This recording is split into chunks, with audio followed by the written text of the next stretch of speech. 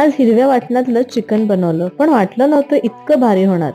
घरातले सर्वजण कौतुक करून थकत नव्हते. अर्धा किलो चिकन आणलं, त्याला स्वच्छ धुवून घेतलं आणि मॅरिनेट करून घेतलं. मॅरिनेशनसाठी मीठ, हळद, आलं लसूण पेस्ट, लिंबू आणि दही हे लावून अर्धा तास बाजूला ठेवलं आणि एक हिरवं वाटण तयार करून घेतलं.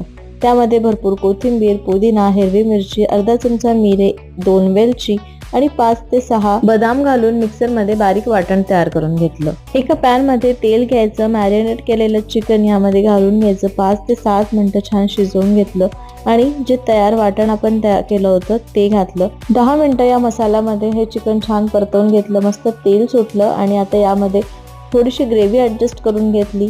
वरून 1 चमचा धणेजिरे पूड, 1 चमचा गरम मसाला घातला, छान मिक्स केलं आणि आपलं हे हिरवं वाटणातलं चिकन तयार आहे आणि बटर गार्लिक नान सोबत एन्जॉय केलं. अजून अशा मस्त रेसिपीज बघण्यासाठी मेजवानी बाय सोनलला नक्की सबस्क्राईब करा.